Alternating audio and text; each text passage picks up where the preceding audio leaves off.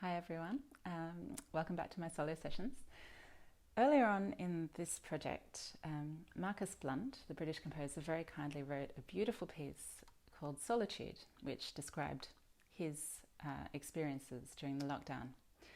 And in the last few weeks, he has written another piece which kind of is more about my experiences during the lockdown, which is very sweet of him. And he's based it on the letters in my names and my husband Jamie's names. So it's a very personal piece. It's absolutely gorgeous. And he's called it Togetherness. Good morning, Marcus. How are you? Good morning, Amy. I'm very well, thank you. How are you? Fine, thank you. Very well. It's lovely to see you again, and thank you for this beautiful piece, your second piece for these solo sessions. So I'm really honoured, and it was a great surprise when you offered to write a second one. You've called it Togetherness, and there's a lovely story behind it. I wonder whether you might tell us all where the idea came from. Sure, yes.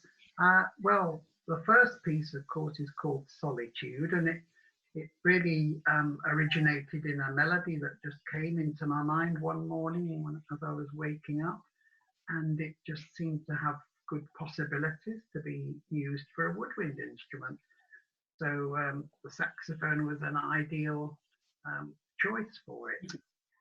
So I developed it into a piece just using that one theme and kind of, how can I say, decorating it and extending it using my own harmonic language. I was so happy with your performance of that piece online that I started looking at the musical letters in your name and found thanks to having your middle name as well, it came up with quite a promising melody. And it's to me anyway, quite a memorable melody. It's got stuck in my head and started developing itself in all interesting directions.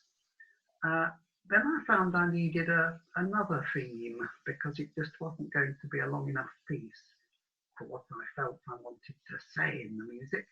And so I also used your husband's names, and they turned out to have some quite musically useful attributes, let's say.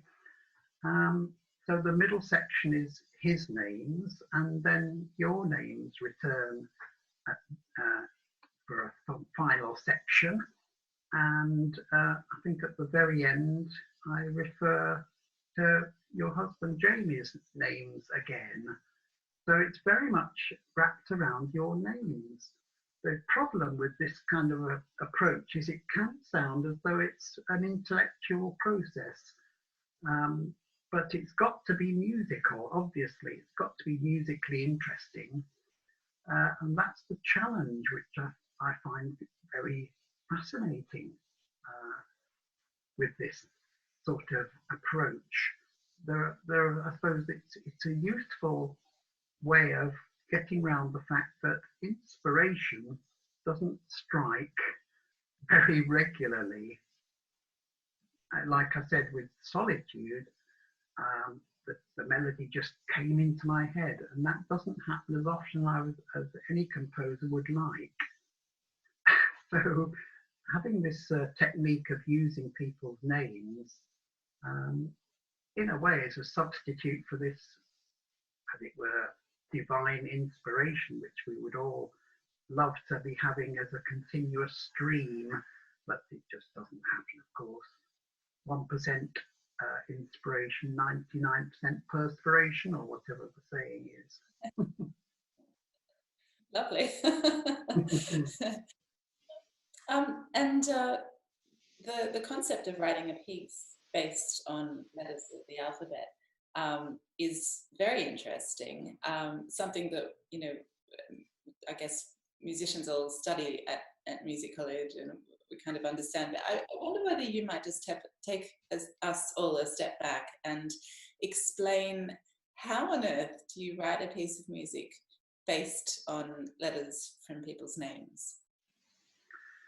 Yes, but the first time I did this was probably around coming up to 30 years ago, and I was asked to write a piece for the Joachim Piano Trio.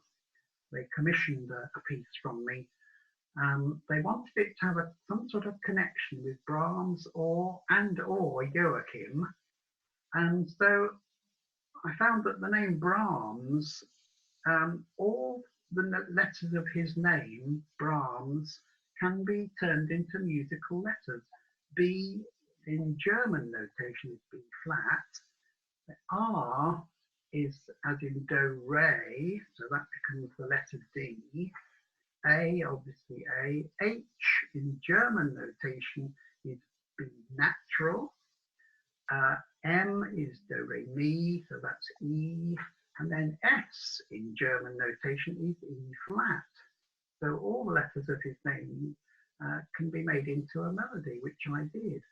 And from Joachim, I could only get 4 letters without being ridiculously obscure.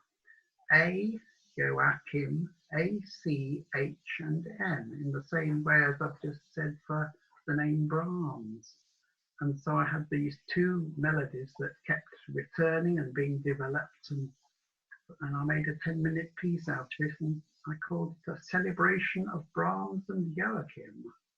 I've also since then written a few piano pieces using people's names. One was for Murray McLachlan when he decided he would record all my piano music. And I was so grateful to him that I offered him a new piece based on his names. And that also worked into a musically satisfying melody. So in the end, it's got to be a musically satisfying melody. Otherwise, it is just an intellectual exercise, which is, I'm not into intellectual exercises. It's got to be music. Yeah, oh, that's lovely. And it's especially lovely because Jamie, my husband, has been something that a lot of people probably don't know is that he has been very involved in this project because he's a music producer and he records people, and so he's been the one who's been recording and filming all of these performances. So it's really, really lovely to bring him into it. So thank you very much for writing it. It's been my pleasure, Amy. I hope I'll be able to write things for you in the future again. Me too. I look forward to it. Thanks, Thank Marcus. you very much. Cheers. Thank you.